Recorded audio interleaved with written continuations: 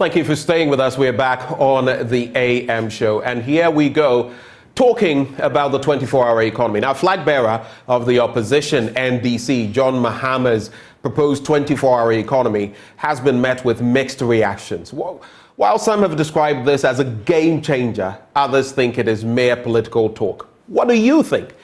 What are the expert opinions on this? Well, joining us for a discussion this morning, we have Professor Lord Mensah. He is Associate Professor of Finance at the University of Ghana Business School. We have Dr. Eric Boakye-Adom. He's Senior Lecturer, Banking and Finance Department at the UPSA. We have in the studio Dr. Seyram Kawo, Senior Lecturer, UCC School of Business.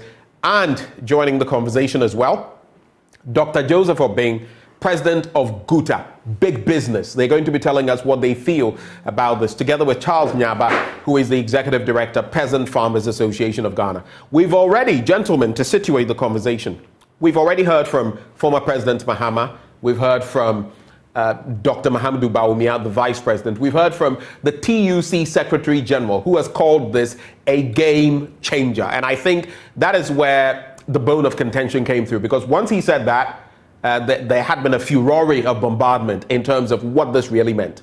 On Friday, I shared my blunt thoughts on this matter, breaking it down, what other jurisdictions have had on the back of this and what we could do. But I also saw, in reaction to what the TUC boss said, I also saw Richard Ahiagba, Communications Director of the MPP, saying, what game is that going to change? In other words, it will bring nothing. I'll take your initial thoughts on a 24-hour economy and its practicality or practicability in Ghana. I'll start with you, Professor Lord Mensah. And good morning, gentlemen. Good morning, and good morning to our viewers. Right. Good morning to my co-panelists at the other end. You know, 24-hour economy, I would say that it's a new thing. And it's something that we've not conscientized Ghanaians of all this while. When you say, just a sec, when you say new, you're referring to Ghana, right? Yes, I'm referring to Ghana. Okay. Yes, I'm referring to Ghana. I mean, since independent, I mean, we've been conscientized our mindset, I mean, to look at working, 8 hours. And once you work 8 hours, you go off the sun. And once the darkness, sets in, it looks like everybody must sleep. And so from where I sit, I'm looking at, the policy and the possibility of creating jobs for Ghanaians. Now, we have a lot of, young men moving around without, jobs. And a lot of, jobs having some baseline kind of capacity to work beyond the 8 hours. You will see a factory operating, producing maybe juice. And by the time it's 6 or 5 o'clock, 5:30 in the evening, that factory shut down. And if you look at the cost involved in establishing this factory and then using these machines to work just for only 8 hours, I mean, I don't think it's an efficient way of using, such, things in the manufacturing sector. So if a government is proposing 24-hour policy with the mindset of, creating jobs for the youth, I think it's in order. And I can tell you that having a government proposing such policy, then obviously that government is ready to provide the baseline incentives required by businesses to go on 24-hour, activities. So from what I said, it is a good thing. I mean, we should embrace it. And I heard the Vice President talking about, it exists already. I mean, people receive money 24 hours. I mean, so it's a policy that does not exist. Now, the activity may exist. And even when you are receiving money, during the night, it's not an economic activity. It's not a productive activity.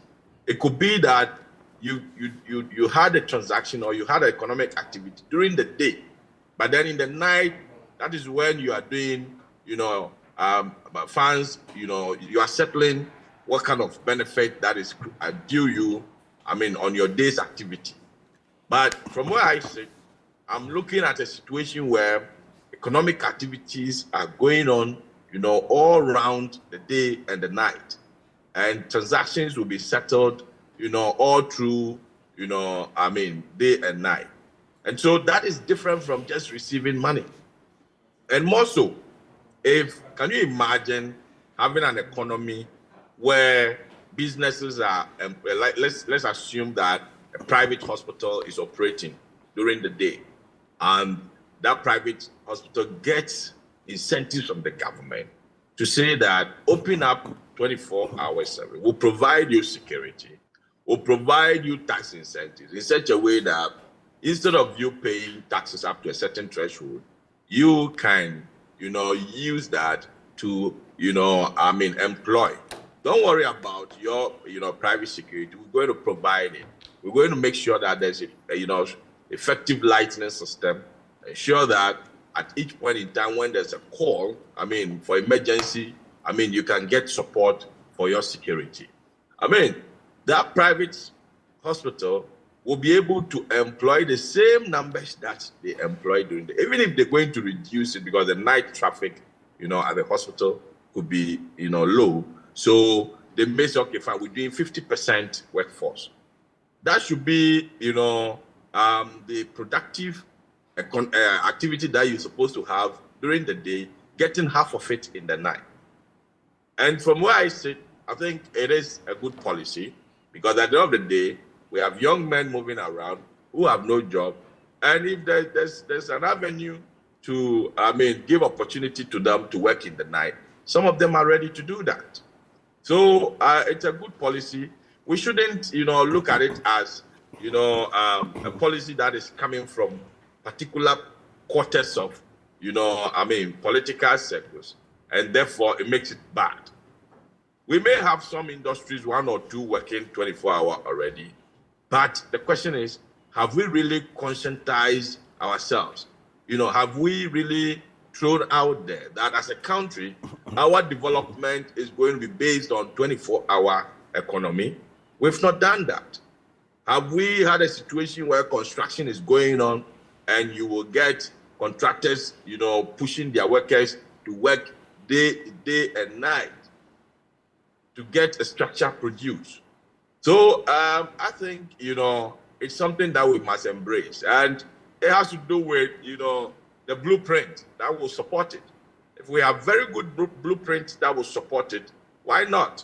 So I think it's a good call. Can you imagine having, the agro-processing, food chain structures, where they work in 24 hours? It's going to be a game changer, as has been used by the trade union boss. So we should be ready for it. And if it's supposed to form the baseline for all our development, I will go for it. I'm not saying all the, all the structures and then all the employment spaces are going to operate 24-hour, in this economy. No, it's not possible. But there are some key sectors that may require the 24-hour, operations. Why wouldn't we give them the incentives to do that?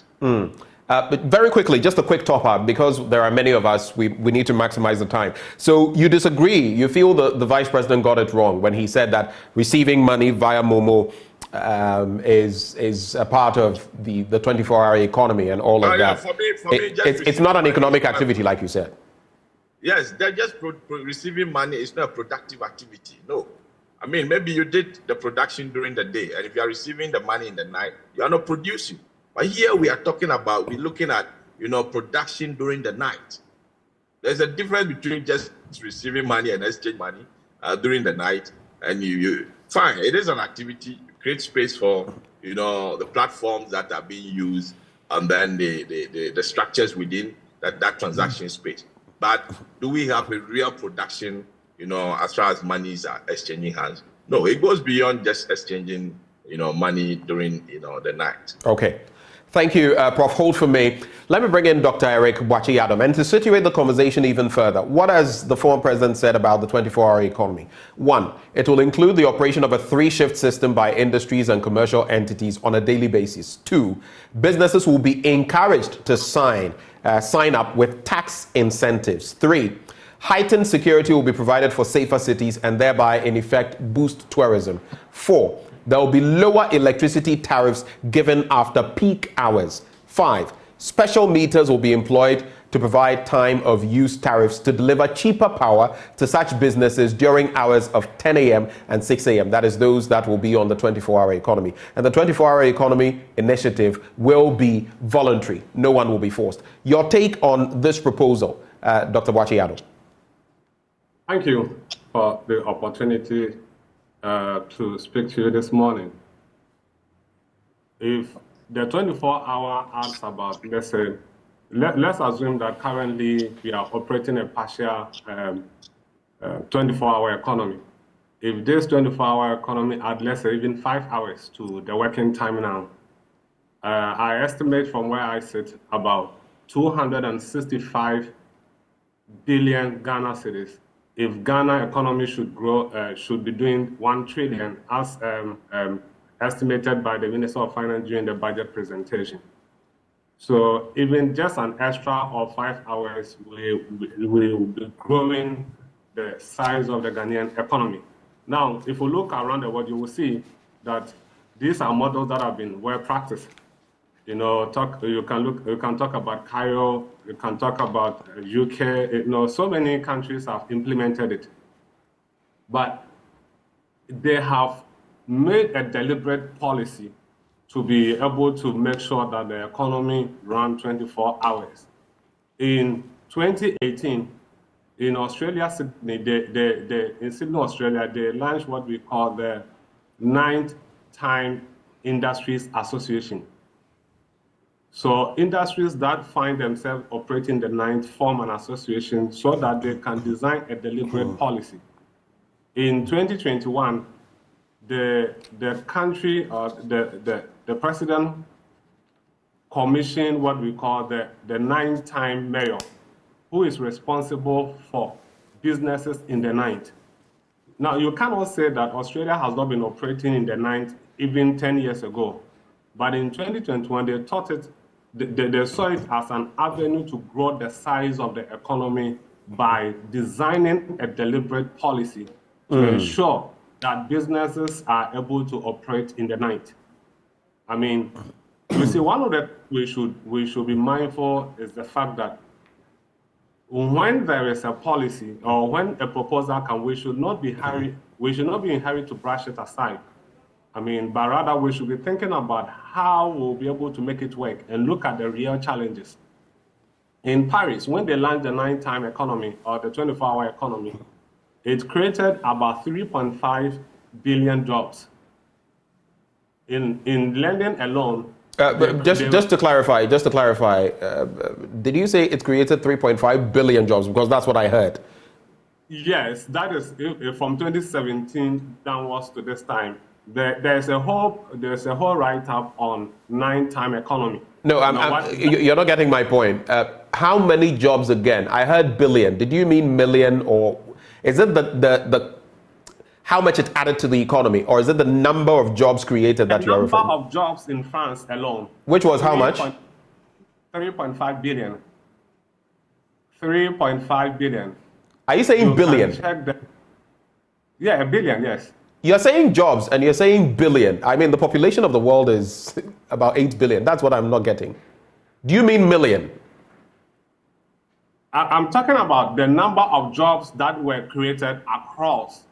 I mean, and I'm saying that the number of jobs that were created is about 3.5 million jobs. Sorry, it's not billion, it's rather 3.5 million jobs. Right. Thank you. I just wanted that clarity because the entire world's population is 8+ billion. So I just wanted clarity on that. Please go ahead.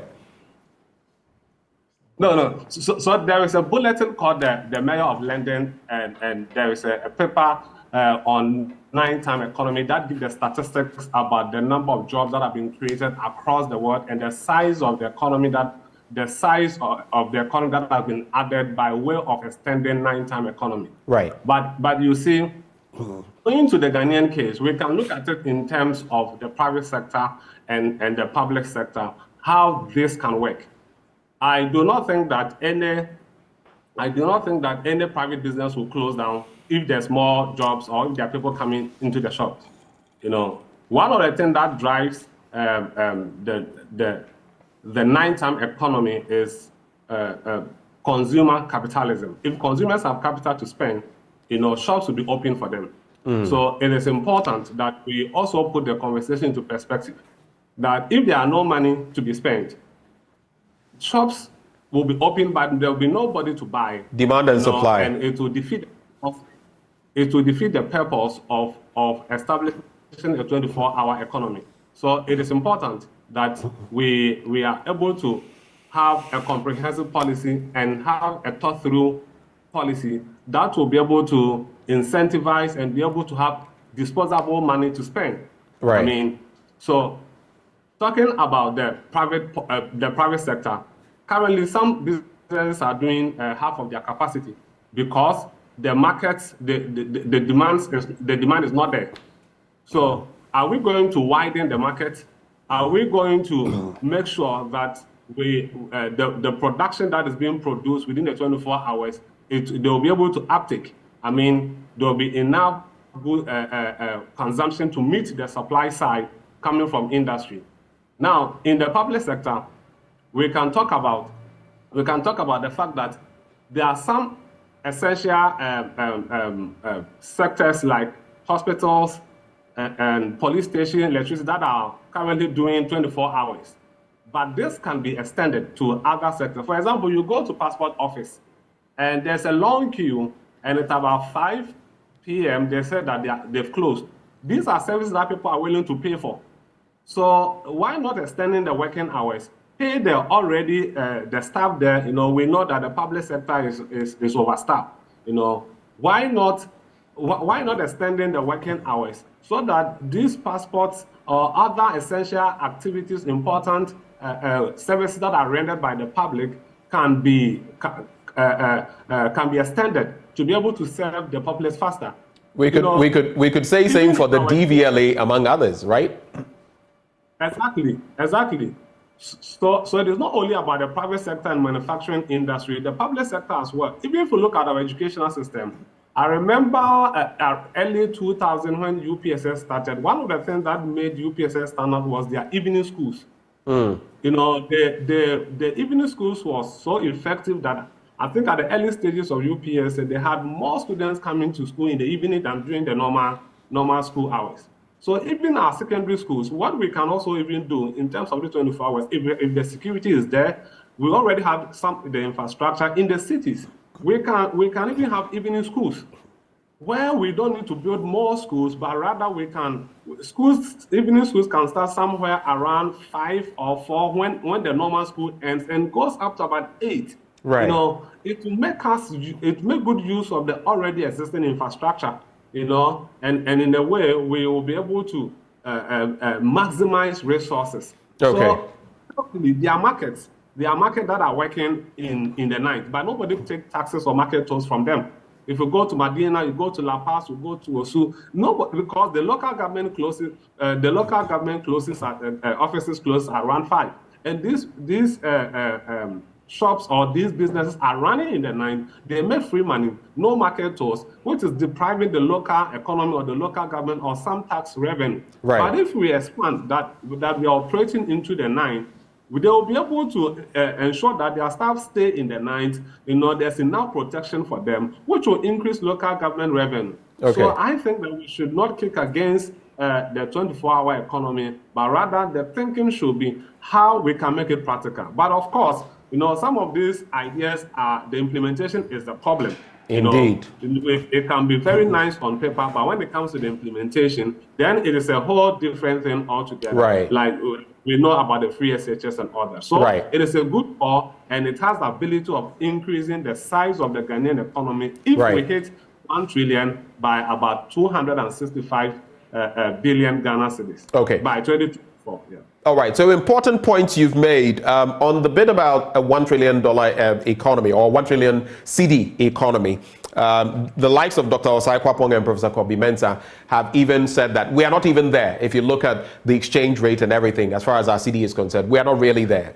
The projections are not totally correct. But when you spoke about education and what a 24-hour economy could do, it reminded me of growing up and back then, you know, where you would have the day shift and the afternoon shift in some schools. With all of these free SHS numbers, for example, is that something we could do so that instead of missing teacher hours or learning hours and then having to do some of the things we are doing, the acrobatics, we could actually also expand that? That's another thing to look at.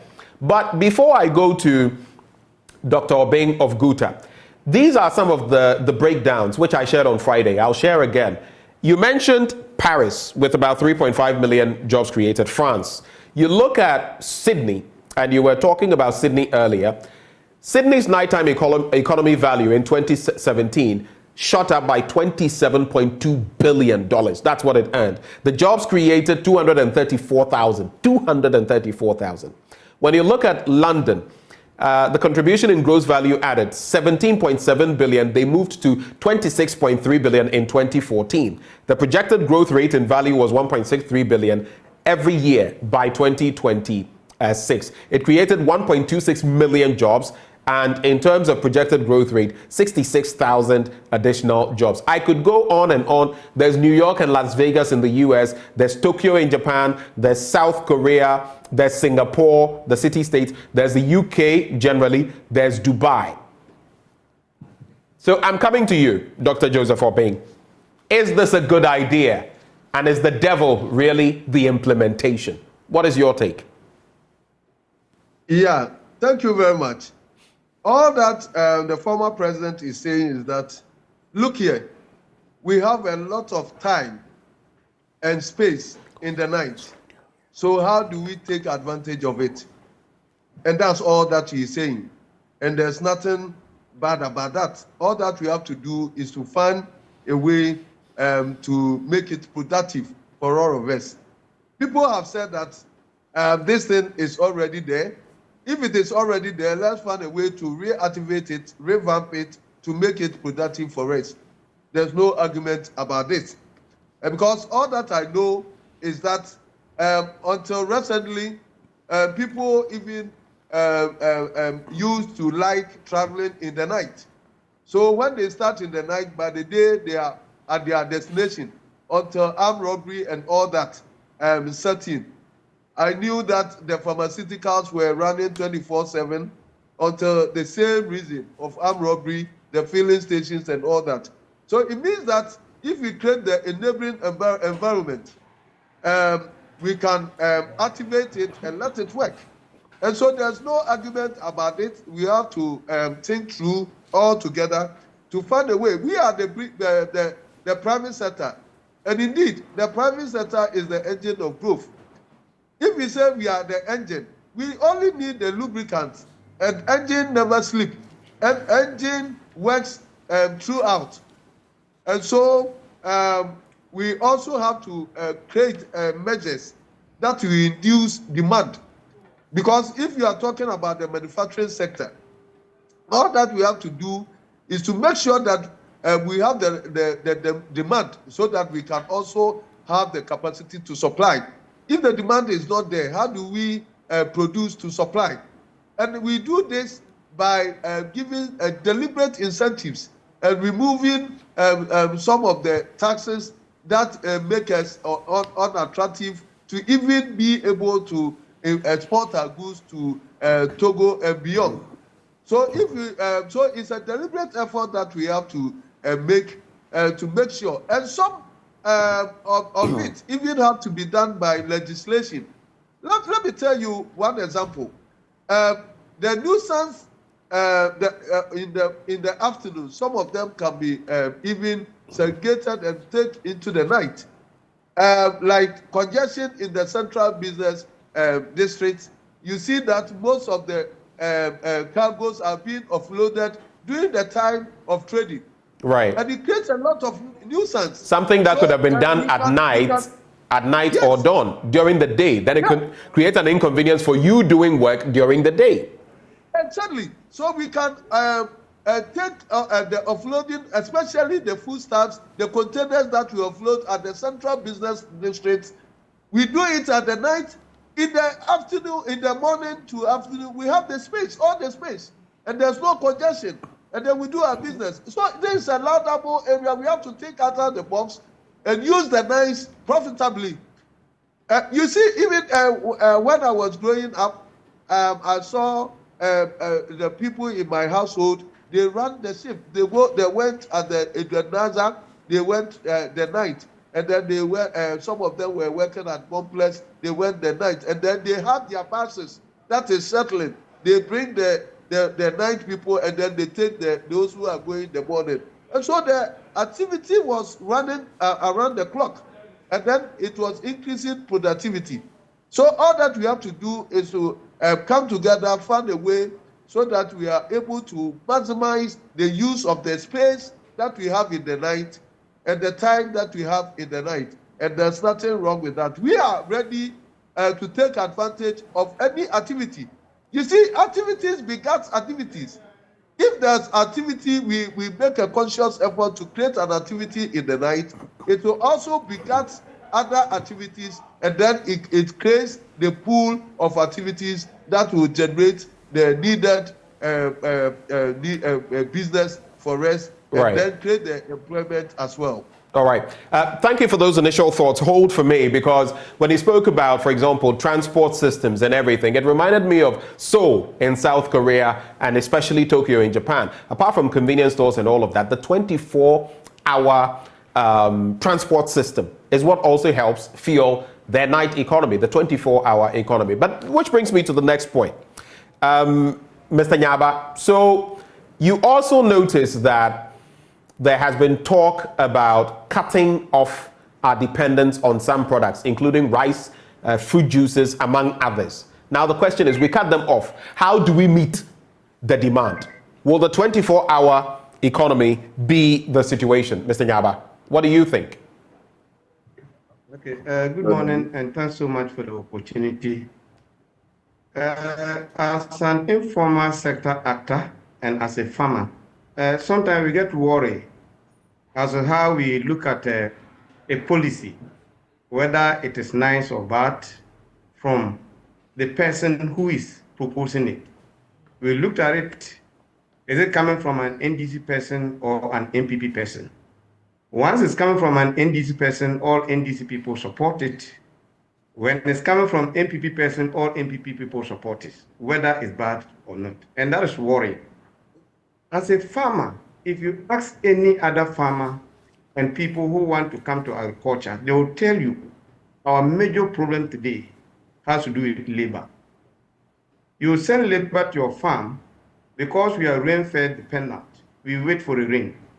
The rain comes, and then you need to plant your crops within a day or two before the drought set in. You take them and they tell them, look, we are working from 8 to 4 o'clock. They get to 4 o'clock, no matter how, even if you want to add additional money for them to help you complete the farm, they will never do it. We have limited tractor to farmer ratio. We have some few tractors on the field. You go there, there are instances where the tractors, we have 2 operators who are willing to work. But the moment it's 5 o'clock, they tell you that the owner said we shouldn't work beyond 5 o'clock. I have experienced an occasion where we sent tractors to farm in the morning. We wanted to start very early around the Fumbisi valleys. The filling stations were not open. You know, it's only gold that we see work throughout the night, but most of the filling stations were not open. We have to wait until 7 o'clock to open for us to be able to fill our tanks to go and work. Even banking sectors, there were many instances we want to disperse money to people on the field. You get there, the moment is 4 o'clock. Even if you get there exactly 4 o'clock, the banks will lock you out. So putting all this together, for us, when we heard this, I just thought that this is a fantastic idea that would have addressed the issue of lack of continuous labor for both production, for processing, for transportation, and for value addition. But one thing that came to my mind quickly was, how can this be done? The infrastructure. Do you have the infrastructure to be able to do that? Once we listen to the former president and they are able to outline the strategies that should be used to get this done, for us, I think it will go a long way to increase agricultural productivity, which is the key to the economy. Right. And there's also the standpoint, of course, coming to Africa, Kenya, with its own proposals that it has had and what it has been able to do so far. It may not have had too much advancement, but at least they have started on that trajectory. They have had a plan, a blueprint, and it's something we could learn from. But let me come into the studio now. Dr. Kawo. Can I answer you? Can I answer the main question you asked? Because my question was whether these 24 hours to address the... I thought you had, but go ahead. Go ahead. Yeah. Now, I always said that Ghana, we the farmers, we have no problem in production. We have the lands, we have the manpower who are willing to work. The problem is creating the enabling environment for us to be able to produce. Today, when it goes to most of the rice growing areas, farmers are harvesting their rice. How to get it to the urban centers is a problem. How to dry them and store them is a problem. How to get guaranteed market for what is produced is a problem. I was just chatting with some of the farmers before this program. I was asking of various prices across the valleys. And they tell me that you go to the valleys and then you have 180 kg of paddy rice and it's going for 700 Ghana cedis. That will give you more than 3 bags of a meal rice. Okay? So for us to be able to do that, we need to create enabling environment, ensure that there's credit facilities available for private sector who want to come in with meals to mop up this produce and mill them. Once we do that, we'll be able to feed this country. But here's the case, we allow farmers who are heavily subsidized. They get interest rate of less than 10% when we are getting over 35% to bring the same produce and come and flout our markets. So for us, the best way for government to do is rather to increase taxes on importation of the similar commodities that come to compete with the domestic production and then invest the revenue generated into supporting the local productivity, be the main production sector or the industry. Once we do that, I bet you within the next 5 years, we'll be able to actually produce enough for this country and for export. In the very short run, I agree that there could be some shortages, but those shortages can be taken care by other commodities like maize, like cassava, like yam that we are producing. All right. Interesting thoughts you've espoused there. Of course, when you look at the WTO and the other side of the conversation, though some of these Western and Eastern countries are also flouting those very same rules, though they may tell you that you are being too protectionist with your economy. There's this message coming through from Susanna Na Amanua Ankra, who says, enjoying the show, 24-hour economy is a very good idea and will be beneficial to the youth and hopefully get them off the streets and also cut down on night crime. I built my home in Ghana from working nights in the UK. So it should be implemented. Most of the time we are so active and hyper at night that we can't sleep. So why not work and earn? Her thoughts. All right. So let me come to Dr. Kawo in the studio. We've had quite a number of issues to digest. I'm leaving you to pick and choose which ones to react to, but the main thrust of it is this even workable in Ghana? What's your take? Yeah, so the 24-hour economy, when you look at it, it's very workable in Ghana. It's very workable. It's workable. Based on what? Based on what already exists. If you go to the Tema Enclave, you have Unilever, Nestle, Ghana Limited. They operate 24-hour service. You have their buses moving all over the place. They run the shifts, and so the workers go. Other companies in that particular area engage in this activity. 24-hour economy is driven by the hospitality industry. So when you go to entertainment centers, so you go to Osu, you go to East Legon, go to some places, they do not sleep. There are places in Cape Coast they don't sleep. Takrady, they don't sleep. There are shops that will only open in the night.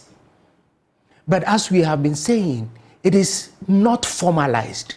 Not a lot of people are engaged in this particular activity. So formalizing it and conscientizing people on the need to bring this on board and other companies coming on board will be very necessary. The security situation has made some of the filling station or fuel distribution companies stop whatever they do. The transportation system has also thwarted at a point in time because of security issues. Going into a 24-hour economy, it will make everybody come on board to enhance security in the system. The street lighting that we have problems with will also be enhanced. If you go to Kumasi, you will realize that in the night, you have about 10 VIP vehicles moving from Kumasi to Aflau border every night. The following day, they enter they enter Togo, they do their transactions, and off they are back again. And so it is very possible. Now, we are in an economy where we said that we have done one district, one factory. If we have done one district, one factory, where are the factories and what do we want them to do? This is the time for the factories to move into action so that we will be able to do it. But the problem that we will have is the implementation. We do not have to rush this particular project. That's where the devil is, right? Yes, that in is the detail. That is the devil in the details. If we rush it as we have done for previous policies, then we are going to be where we are again.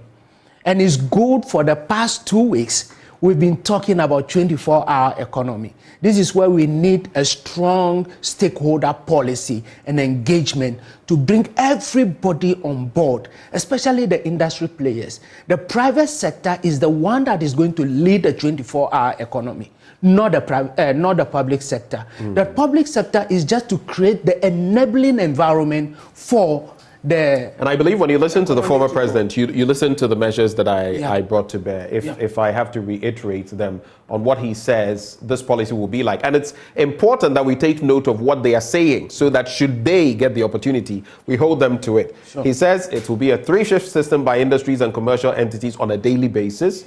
Businesses will be encouraged to sign up, and that will come with tax incentives. So if you sign up, tax incentives will follow. There'll be heightened security, lower electricity tariffs during peak hours, special meters to be deployed, and then it will be voluntary.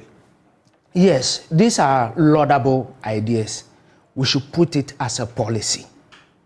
We should not rush in doing implementation. Right. It shouldn't be something that will go nationwide.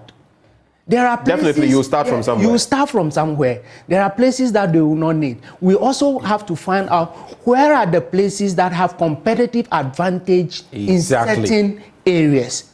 So Cape Coast do not have enough industries.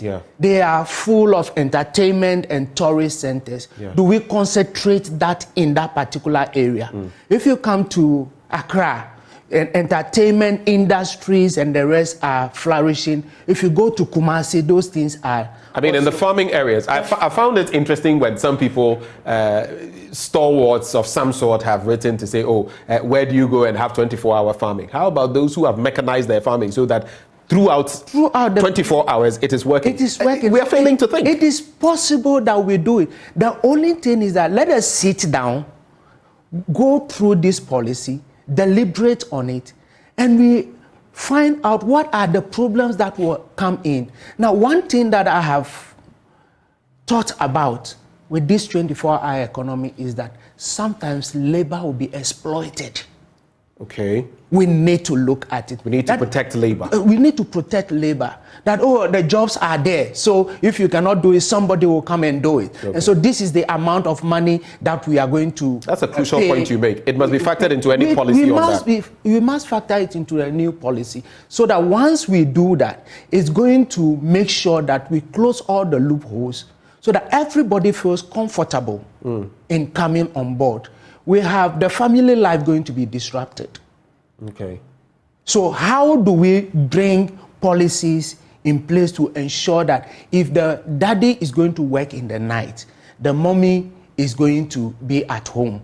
If you are a single parent, what systems are in place for you to keep your child during that particular time? So it's a holistic issue that we need to look at. We cannot say that it's not possible. It's very possible, as it is done in some other areas, and in Ghana we can equally do that. But the policy implementation, rushing to do it because we want to win political power, becomes the major and we've seen that with free SHS. Free SHS. Brilliant policy, agreed, fantastic. The implementation has been the problem. Look at e-levy. Yeah. Became a problem. Brilliant ones. Let us educate. Let's use the media. Discussions are done. So you pick what the public is saying, infuse it into your policy, go back to the stakeholders, look at what they have deliberated on it. They come out with the right out, bring it back to the public. Right. Once it comes back to the public, they will look at it. Let us hold the town hall meetings before the implementation. Right. Let's go to the schools, educate them on how these things are going to work out. And once education takes precedent over all these things that we are doing, we'll see that the policy is very effective. Brilliant points you've made there. Let me come to Professor Lord Mensah on this bit. Two quick things. One, how important is this process that Dr. Kawo speaks of, the buy-in from the people? Because I agree, a lot of the time it's like the e-levy, we're shoving it down your throat until they got to the point where they realized, okay, let's engage the people. Now town hall meetings were brought to bear, by which time it wasn't going to carry favor with the people. Even to today, if you look at the level of revenue that the e-levy is accruing or bringing in, you realize that there is some apathy towards it. How different could that have been if it had been brought in the other way? So how important is a buy-in for this? That's why we're having this discussion. And again, Professor Mensah, I'd like to find out, do we have the infrastructure, the backbone, the basics to start a 24-hour economy? We must start from somewhere, but do we have it? Prof? Right. Let's also appreciate this before I answer your question. We need to understand that, the 24-hour economy policy will not be a standalone policy. If we treat it as a standalone policy, we cannot implement it. And that is why it has to go with education policy as well. And awareness is very, very important. For the reason being that, the current vice president indicated that, look, 24-hour economy is still ongoing. The question is, how many people are aware that we have 24-hour shift in the mining sector, we have 24-hour shift in the manufacturing sector, we have 24-hour shift, and as a result of that, if you work in the night, these are the incentives you get in the night. There are so many policies that and if I may add, Prof, very briefly, if I may come in, sometimes we talk about health, the health sector. Go to our hospital facilities, the public ones, at night. Let's say from 10 or 11 or 12 to morning, and see what you will get there. That's the reality. They're supposed to work in the night, but because the people have not been conscientized, sometimes they may be doing their own thing because they see the night to be kind of a burden. But apart from that, we also have to appreciate that the 24-hour economy must go hand in hand with the fiscal policies of the government of the day. And it has to go hand in hand with the monetary policy. The reason being that you cannot drum about 24-hour economy when interest rates are still high. You cannot drum about 24-hour economy, inflation is still high. It appears we're struggling with the connectivity there when it comes to Professor Mensah's connection. Let's try this one more time. Professor Mensah, can you hear me? Can you hear me? Yes, I can hear you now. Please go. Please? Yes, go back about 5 seconds and then start again. Right. So we cannot run 24-hour economy when interest rates are high. We cannot run 24-hour economy when you still have inflation to be high. Now, all these things has to do with government position. If government who is implementing the 24-hour economy will ensure that the fiscal policy tame down unnecessary expenditure, that will, call for, scrambling of funds on the market. You see, as we speak now, treasury bill rate, is so high that everybody gets his money. He wants to invest it in treasury bills. So where are those monies that will go into manufacturing? Where are those monies that will go into production so that you employ more people? No. So effectively, the economic position, okay, would trigger, that 24-hour economy. And I'm happy, right, that it's been announced this time. Somebody will say, oh, what about the timing? Why don't you wait and put some structures in place? No. That dealing with IMF historically has, given us the lesson that, look, when we are with IMF, inflation is able to come down. When we are with IMF, interest rates is able to come down. And if you look at, former President John Mahama's, announcement, clearly it's going to have about 2 years within the IMF. Let's say next year, 2 years within the IMF program for these indicators to come down. And as it's unfortunate the connection keeps doing this, but I think the point he was making then, he will have to confirm when he comes through, is that even in terms of implementation, it will require time, because even if the former president does secure power again, all these policy frameworks, which by now should be getting planned, will have to come to bear. It will have to be fed into a budget. And then, of course, it will be within the first period or the last period of an IMF program, which would also mean that certain indicators must move in a certain direction before implementation can actually happen. Prof, if you can hear me, I'll just let you sum up on that. Are you back, Prof? Okay, it appears we don't have Professor Mensah. Is there something you wanted to say on that quickly? So, I noticed I think very quickly, so I bring you. We've been with IMF, and then we are cut off from the international financial market. It becomes very difficult. So the 24-hour economy is the one that will rake in the needed revenue and provide the growth that we need in our economy.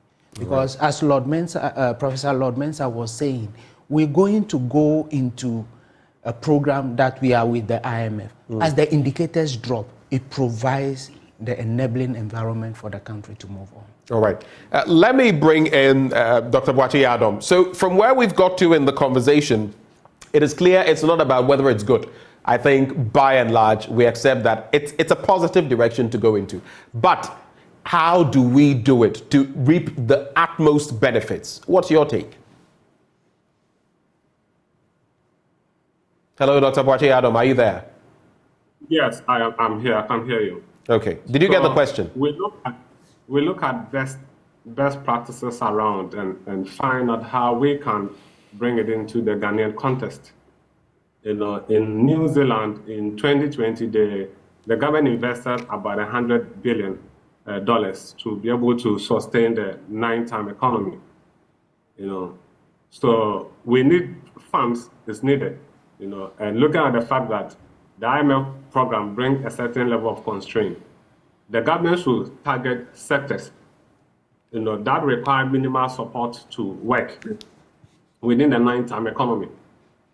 If it is about tax fiscal policy, if it's about providing security, the government can provide the needed security to be able to facilitate, the 9-time economy.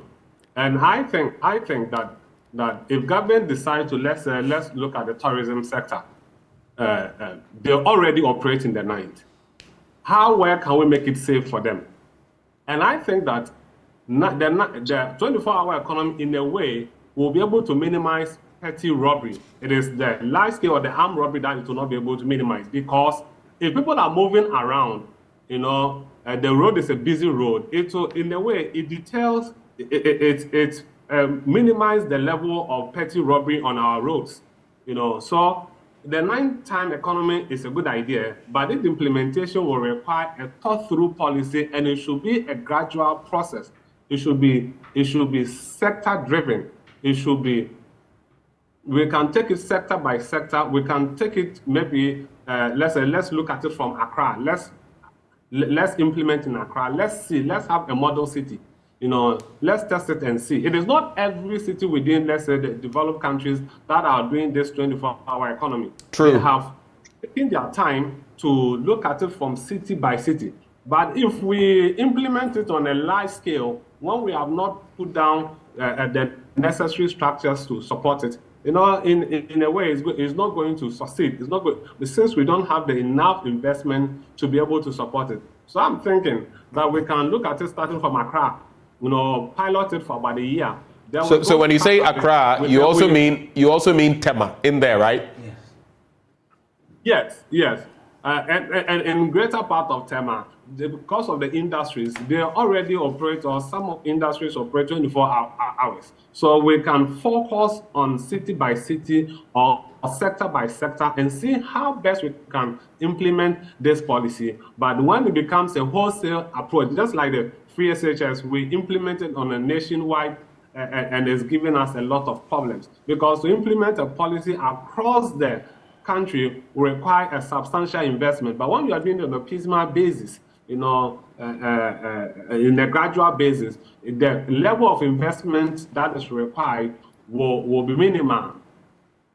So it is important that government look at the policy. And I'm also thinking that by next year, if the former president is serious about the 24-hour policy, he should be able to tell us how much it's going to cost us. It shouldn't be that when we get there, we'll cross, as has been in previous in time past, that we wait to get there, then we are struggling to get the needed funding. How much is it going to cost? What will be the approach of implementation? What are the sectors? Local government will play an important part in implementing these in a 24-hour economy. Are they resourced enough? Like I was talking about collection of market tolls. Can they go in the night to collect these taxes or tolls to support the local government development? I mean, so there's enough investment that needs to go in terms of manpower, in terms of our lighting system. Right. Are we going to provide enough lighting system to be able to ensure that people can move about their businesses in the night? So yes, we agree, but the implementation must be on a piecemeal basis, and it should be gradual, not a one-time implementation. All right. Very quickly, I have to bring in Professor Lord Mensah because he actually has to take leave of us. You left off somewhere, Prof. Quickly wrap up with your comments, your add-on comments before you take leave of us, sir. Yes, so what I was saying is that, you see, the 24-hour economy shouldn't be treated as a standalone policy. If we treat it as a standalone policy, we're going to fail big time. Because you need businesses to have access to funds, right, to expand, to employ 24-hour, as expected. So that will boil down to government positioning. And that is where I was saying that, the monetary policy and then the fiscal policy must play a major role. We don't want a situation where we've announced 24-hour economy, but then government goes into reading budget, and the signal is that government would like to borrow from the market more than, the private man. So when it happens like that, where is going to be the expansion to employ, the people for the 24-hour economy? So from where I sit, we must situate this, 24-hour economy, policy in all our decisions. And that is why I made mention earlier that it should be the baseline for all government, policies. And that will go a long way to help. Prof, thank you so much. You have to knock off, but we're very grateful that you took the time to join us this morning. Professor Lord Mensah of the University of Ghana Business School. Let me quickly come to Dr. Joseph Obeng of GUTA. When you look at this policy then, is this an opportunity from where you sit for the private sector? And is it something that you as GUTA will support, something you feel you can benefit from looking at your large membership? Yeah, definitely. Let me give you one scenario. When you see a church having a convention in the night, where they have congregated a lot more people in the night, what do you see? You also see traders around, even in the night, deep in the night, because they have to sell water, they have to sell food, they have to sell other paraphernalias to them. So business and the trading that we do is not time-bound. We are seeking for the opportunities to move in, to maximize our lot. And so we can only support this laudable idea and then make it work. You understand? Because the trading is not time-bound, and that if we have space and time, and then the necessary infrastructure is provided for us in terms of security, because this way, that's why other people are saying that this way were there. Yes, it were there, but because of security, it stopped, especially in the areas of transportation, the filling stations, and the pharmaceuticals and all that. If it had continued, it would have trickled down to other businesses. So let's provide the necessary infrastructure. And in the case of manufacturing sector, the manufacturing sector can thrive when there's incentives for them, where there's the taxes that they pay is lessened for them so that they can be competitive.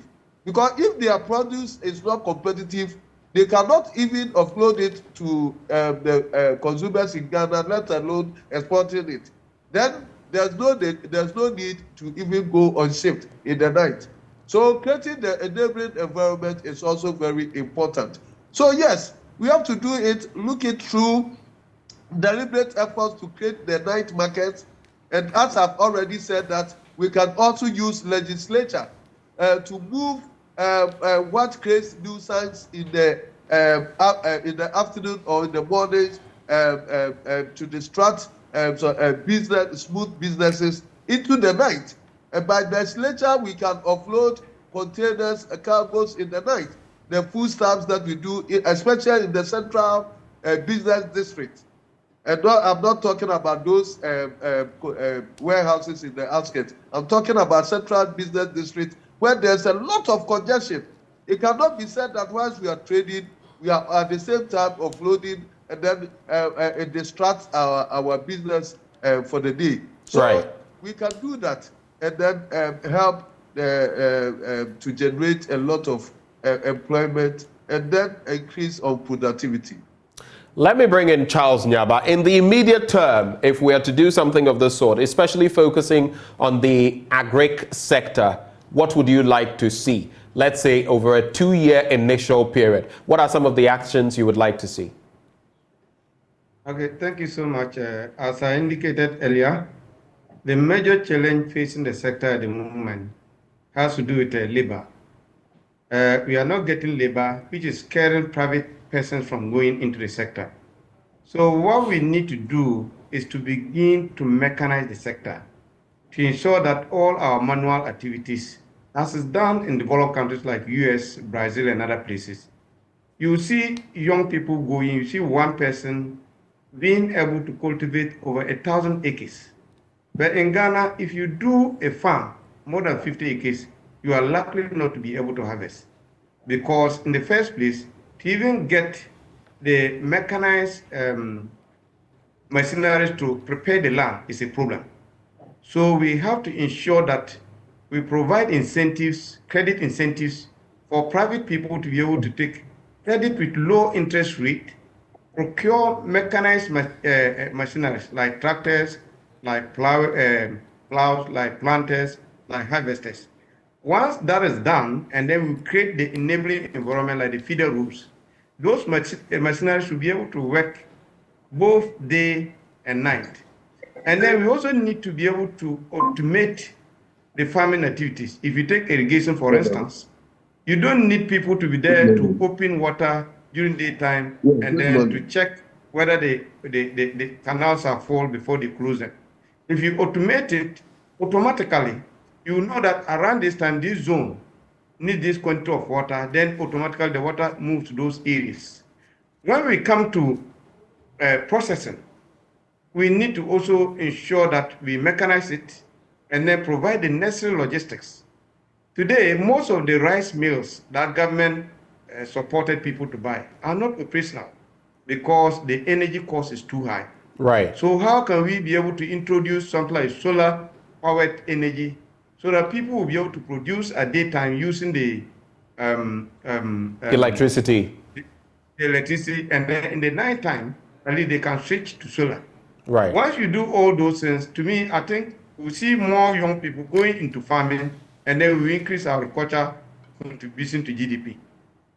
Let me come now into the studio, and we'll be taking the final words of each one of you. You will have a maximum of about 1 minute as we wrap the conversation. I'll start with you, Dr. Seyram Kawo. So we've discussed everything from the agricultural sector to the economy. Brilliant suggestion Charles Nyaba just put through. For example, how are we also going to look at energy solutions so that even in the agri sector and other sectors, in terms of maximizing electricity, the former president has said there'll be peak hours for those who subscribe, there'll be even lower tariffs and all of that. But even beyond that, any rational business would want to save as much as possible on power. Would we make it possible for people to go solar, for example, on a large scale, so that when they are using electricity, even past peak hours or another period within the day or night, they can switch to solar and still maximize the benefits? What will be your concluding words? You see, when you listen to the one from the agri sector, Charles Nyaba, right? Brilliant ideas. It tells us that money is the one that is going to drive the economy, and we need the financial sector on board. Okay. This is a project that cannot be executed without the financial sector. The financial sector needs an amount of sunshine on the things that they are going to do, their investment, how they are going to reap the benefits from the investment. And so the multifaceted nature of the entire 24-hour process must come on board. Right. And we still call on the stakeholders to be on board. Stakeholder engagement with the financial sector. Insurance must come in.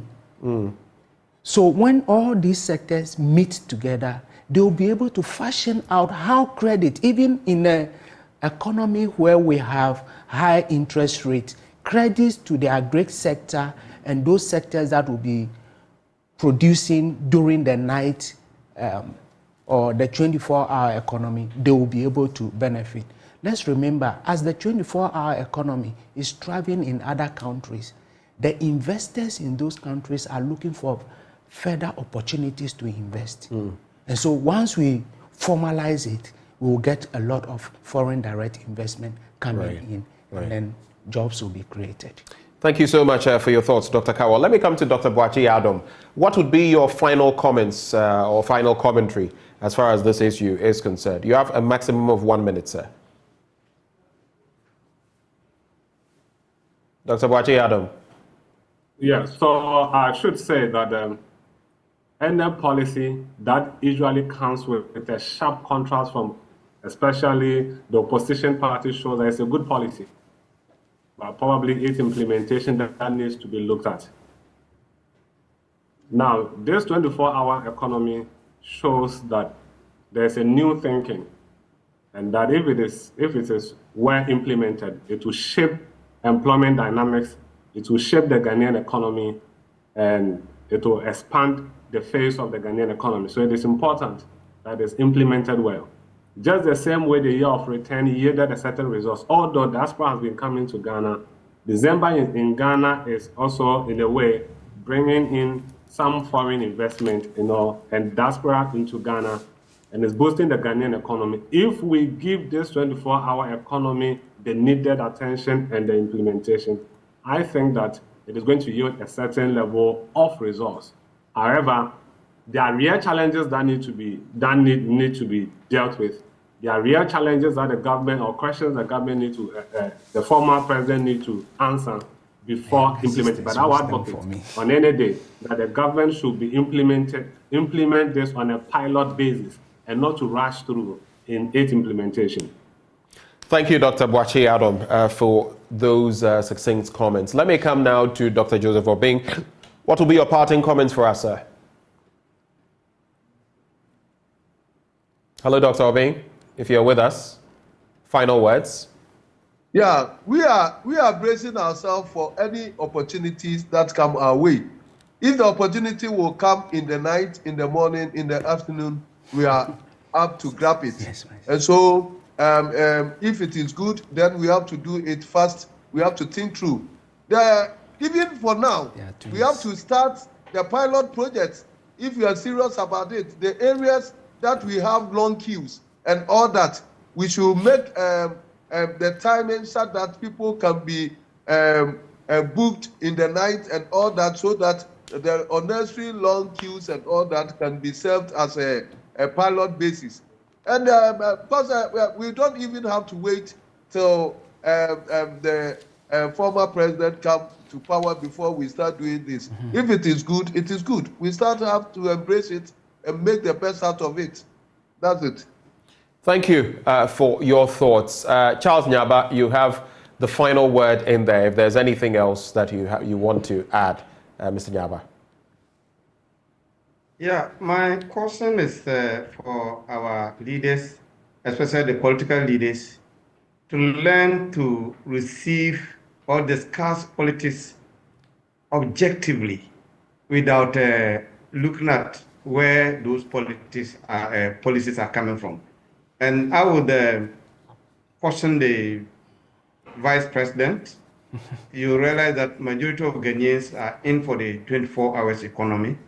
We don't really care whether it's being proposed by the opposition or the ruling party.